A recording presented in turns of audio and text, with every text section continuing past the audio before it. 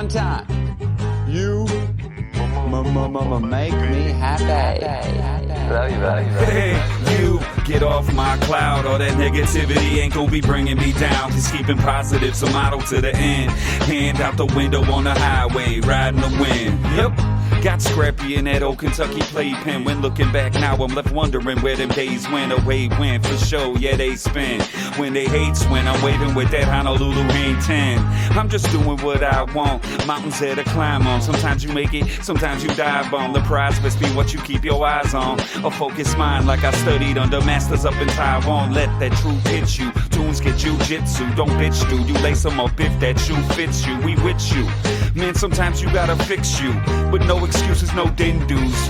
Man, just lay back and turn it up. Ray, word 'em up. Working on his farmer's tan underneath the burning sun. We gonna ride this cover wagon till its last wheel. Gotta love it when the music sounds just like the grass feels. Hey, you get off my cloud. All that negativity ain't gonna be bringing me down. Just keeping positive's a motto to the end. Hand out the window on the highway, riding the wind.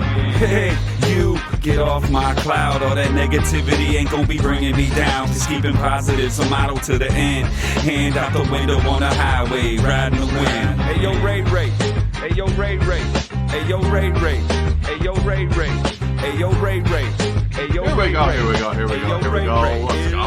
Let's go. Welcome, Day Zero. Holy shit, Day Zero. What about that intro, huh? What about that? Oh, Roots Calhoun with that song. Fantastic song. Thank you, Roots. I appreciate it. If you don't know Roots, go follow him. Okay, I'll try to put all his information down below. Fantastic musician, okay? Roots Calhoun. How you guys doing? Boy, I had a wild day today trying to get all this stuff put together. New intro, all that good stuff. Out walking around in the desert and all that stuff. You know, crazy. Okay? Now, today's Day Zero. We're going to start touching grass. Touch grass, people. What does that mean? That means get out and about. Get out in nature. Touch some grass, okay? There's a term. It's called plein air.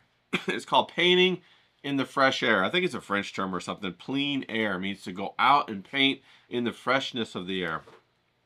And that's what we're going to do, okay?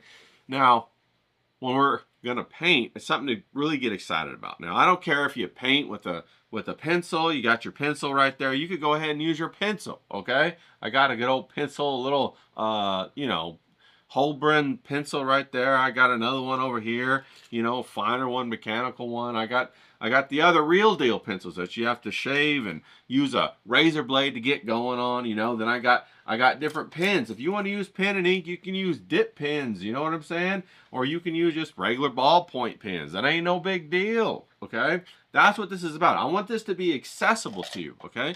Now, I want you to try to go out and like, nature and all that stuff, but if you can't do it, start right in your house. Start in your house, okay?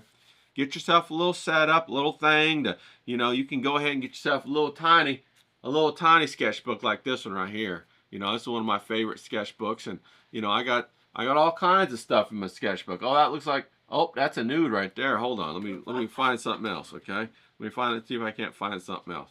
Oh, there's another nude in that one. Oh, let me flip a couple pages, you know, gotta watch out for them nudes, you know what I'm saying? Oh, she's got some clothes on in that one. But anyway, you get what I'm saying. You can go ahead and use a itty bitty sketchbook if you want to. Or you can get a bigger sketchbook, right? This is one of my older, bigger sketchbooks, and I'd go out in my Del Mar. This is Del Mar right there above the beach. Those apartments right there above the beach. If you know, you know.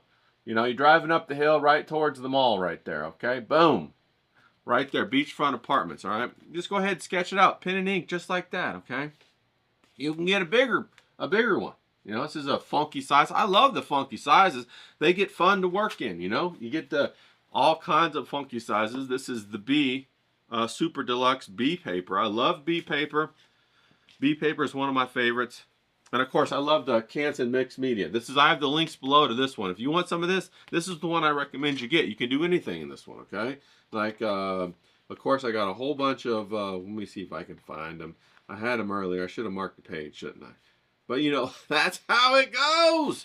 That's how it goes. I got, you know, some landscapes that we did the other, you know, we were trying to get going in watercolor. We did some landscapes. But this is going to be different because we're really going to get out there, okay? We're going to try to draw from what we see in front of us. You know, we're going to try and draw from, you know, our landscapes or our room or whatever we're going to draw from. But we're going to draw from it, okay? And now I got another one down here. Another, hold on, let me see if I can find a good page. There's a good page, all right? We got a whole bunch of other landscapes, okay? Other landscapes that I did in this book. These are all watercolor, people.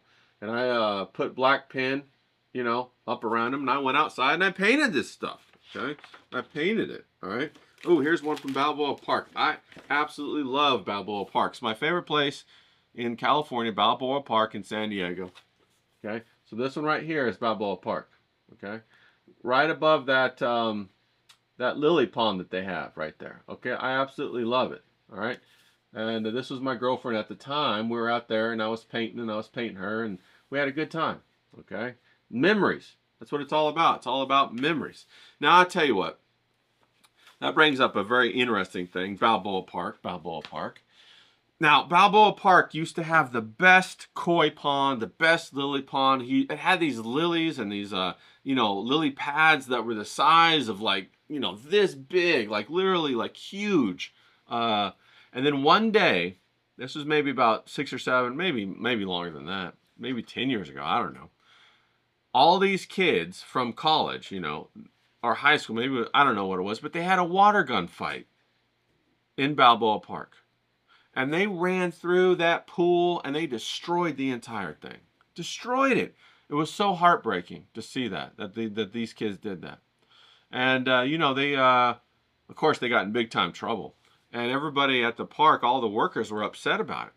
And they tried the best they could to revive it. But, you know, that had been like, you know, 20 or 30 years of growth in that lily pond. They have koi fish in there, the whole thing. And it was just magical. It looked like a place that fairies would live. You know, it was fucking magical. And they destroyed it. It made me so fucking mad. But now it's not quite as big. Of course, the pool's the same size, but all the little lilies are small, you know, not the big ones. It doesn't look magical. You know, it's just real heartbreaking. Real heartbreaking. Anyway, back to what we were talking about, okay? So you got all the sketchbooks, even the small ones. If you want to do a small sketchbook, that's great. Now, I would suggest that when you start to paint or draw or whatever, anything in front of you, you start small, 4x6 or smaller, okay? It takes about an hour. Okay, just to even give it a good shot at a nice 4x6. I'm serious. If you think you're going to get all ambitious and go Edgar Payne and go out there with a canvas that's the size of a small Volkswagen Beetle, you're fucking crazy. Because that'll take you, you know, weeks to accomplish, you know. And, you know, another thing to consider is that the sun moves very quickly. From hour to hour, it changes what you're looking at. So you have to learn how to juggle that and what to prioritize and how to do that. We'll talk about all that. It's going to be a lot of fun. You know, I got books and books on this stuff, okay? This is one of my passions right here. Painting what you see. Painting like Edgar Payne, man. Doing studies out there, bringing them home, making huge paintings out of them that people can take and put on their wall and say, wow, you know? And you captured it. You did that. Even the small ones can be powerful. I mean, hell, we just went through some of them. They're all powerful, right? And so you can go ahead and if you want to, if you're feeling ambitious, go ahead and get yourself a little tiny travel watercolor easel. That's what I got right here, you know. And let's see if I can't pull this tray off, but it's so nifty, you know. And then you go ahead and get yourself a little tripod or whatever, you clip it on there, and you could even use a board. You know, I got these boards around here. Here, I think I got one right over here. Let me grab it real quick. You know, I got this board. I made this board, okay? It's just an underlayment, you know, just a small piece of underlayment you can get at Home Depot. It's just really thin particle, or no, not particle board, but what is that called? Hell, I can't think of the name right off the top of my head. But you get what I'm saying. It's layers of pieces of wood pressed together, you know. Damn, I'm still trying to think of it. I don't know why it just slipped my mind all of a sudden, but I used to buy it all the time, you know. You know those big boards they press together, you know, construction board or whatever, I don't know. Anyway, you take this board and you take your paper, tape it down right on top of this board, then clip it right to a tripod, you're good to go. Doesn't even have to be your tripod. Hell, it could just, you could stay in your car and you just set it up and lean it right up against your steering wheel, and you have your little cup of water right next to you, and a couple of your brushes right over here, and you just go dip and go and go and go. You know, we're going to talk about all that. It's going to be fun. Hell, I even, hold on, I'll be right back. I even made this little thing that I like to call a brush holder. Let me show you about that. It's pretty awesome. Look at this. I made this brush holder thing. You know, you could go ahead and hold all your brushes in it. You know, I got some brushes right here. Oh, that one's too big, but you know, you got your brushes right here, and they go ahead and fit right in there. So I made this thing just because I made a whole bunch of them because I like to hold my brushes and boop, boop, boop. See how that goes like that when they're wet, so you can keep using them. Anyway, that's a lot of fun. You don't really ever take this with you, but you know, you keep it at your house or whatever, and then you use it to, like, you know, when you bring your painting home and you do the final adjustments, you know, you let your eyes rest from looking at it and you do your final adjustments on the painting to make it look better. That's what it's all about. Now, I'm really excited about it. So anyway, I got my ravens out there. They're jumping around. I just fed them. I don't know if you can hear them, but they're going crazy out there. I let them pass. We'll get at all that. But you can, you know, if you want to get a little more ambitious, or you don't want to pay the money or whatever, you can go ahead and get one of these. You know, this is just a gouache, you know, nice little gouache, whatever, a palette, you know, that you can travel with, traveling gouache palette, you know. And then I got, if you want to get even more ambitious, like I said, this is my brush container for my oils, you know. When I'm out there traveling, I keep them in this guy right here so it protects them. Let's see if I can, what the hell? Somehow oh, did I forget it? Oh, there we go. Here we go. You know, well, these are all my brushes right there. Boom. You know, and I got hard brushes and soft brushes, and then I got my my little knife, my painter's knife right here to scrape with, and we'll go over all that. It's a lot of fun, you know, all these little tools. Once you get it down, it's no problem. Then I got my my travel easel right here. Bam! It's just a box, you know. It's a metal box. Some of I have 2 or 3 that are wood. I have some that are real small. This one's just a little bit bigger. See that? And it opens right up, and I have all my oil paints right in there. Boop, boop, boop, boop, boop, boop, boop. And then what I do is I put a piece of saran wrap over it when I'm done, so it keeps the oil paint fresh. You know what I mean? That's how we do it. That's how we do it. Now, I'll put all these links in here and down below, whatever. And if you want to chit-chat about it, send me some DMs or whatever. Join the Discord. I'm going to be putting a whole bunch of information in the Discord talking about what we're going to actually be doing and all that kind of stuff, you know, beyond what I'm going to talk about in the video. So it's going to be great. And I'm really excited about it. And I want you to be, you know, excited too. I want you to try your hand at it. See if you could do it. See if you like it. You know, we'll sit at home. We'll draw the chairs or your room. We'll get the basic shapes down, and then we'll take it on out, you know.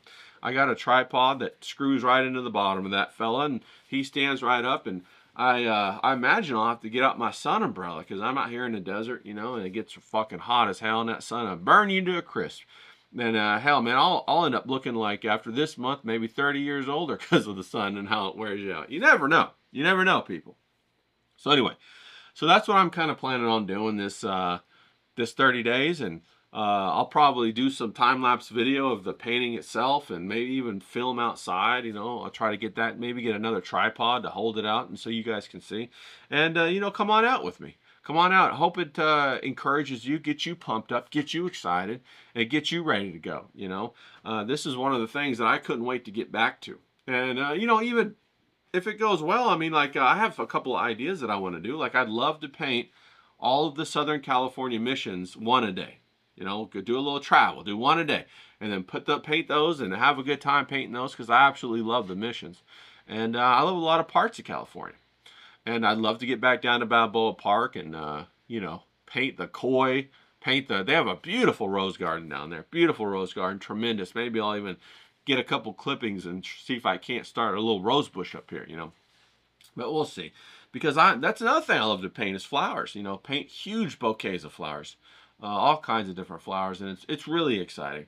And I tell you what, once you start to hang up these pictures in your house, it's going to change who you are. Okay, I didn't really realize that until, you know, when you are painting your oils or whatever, you bring them home and you have to set them up to let them dry. And of course, if you're painting 2 or 3 a day, you know, by the end of the week, you know, you're talking 3 times 5, you got 15 paintings just sitting up there. You got to have a little drying rack or whatever, and it is so exciting, so fun to come in and look at them. You know, I see them all the time. I'm looking at a whole bunch of them right now over on my custom-made shelf that I made to put them up and all that kind of stuff. And I'm looking at another painting right now of a sunset over the Joshua trees out here in the desert that I painted a couple months ago, and I'm loving that. And it just changes you. It helps you to see things that are important. It pulls your face out of the entertainment slop that's right in front of you, and it gives you, it broadens your horizons, and it gives you something to look further to and to look to, and it steels you. You know what I mean? It makes you more steely on the inside, strengthens your internal resolve, and it starts to change the way you think about life. And that's very, very important, because I think that's what we're all supposed to do. We're all supposed to grow and see the things that are really valuable. And so it's really fun to capture that and to bring it in and put it on your wall. And I got another thing is that people always are coming up to me asking me, how'd you learn how to use colors so well? Where did you learn color theory? And did you, buy the color wheel and then do this and do that? And no, I didn't. I did this. What we're going to do right now is what I did.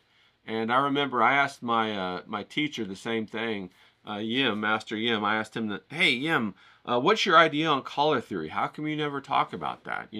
Are you supposed to get like that primaries and then the secondaries and the triads and all that kind of stuff and blah, blah, blah? And he just laughed at me. He said, ha, ha, ha, ha.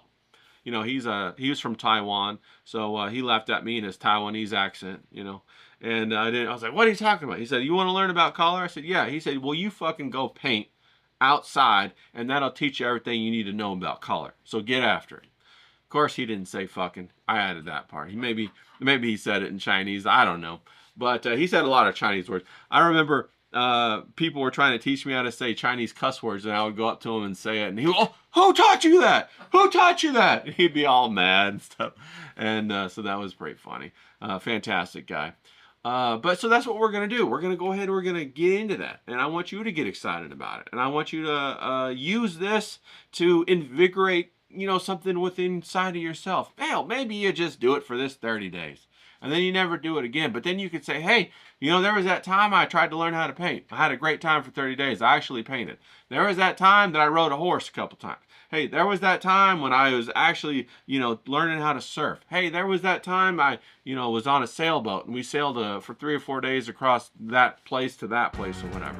These are the things that you learn, the experiences that you have that shape who you are, that make you valuable. They make you valuable, okay? What do you want to talk to somebody? Hey, what'd you do in your life? Did you ever do this? No, I just sat at home and watched The Simpsons. Hey, did you ever go out and do this and do that? No, I watched Bazinga. I watched, that's fucking terrible show. Like, hey, did you ever do? No, I was too busy watching football. Do you know who won the 2017 Super Bowl? I mean, but who cares, right? Who cares? Find things that are going to be evergreen. They're going to be of everlasting value inside of your life, and hold on to them. Build on them. Extend them out. Get excited about it so that you never age a day in your life. You know what I'm saying? You stay young and happy and vibrant and sparkly until the very fucking last day that you die. And you kick the bucket and you walk out of here and you're still that shiny, bright, effervescent person that you were when you came into the world. You know what I'm saying? So come on, let's get after it. Let's cheer each other on. Let's paint the world and let's kick some ass. Come on now. Let's go, Jared.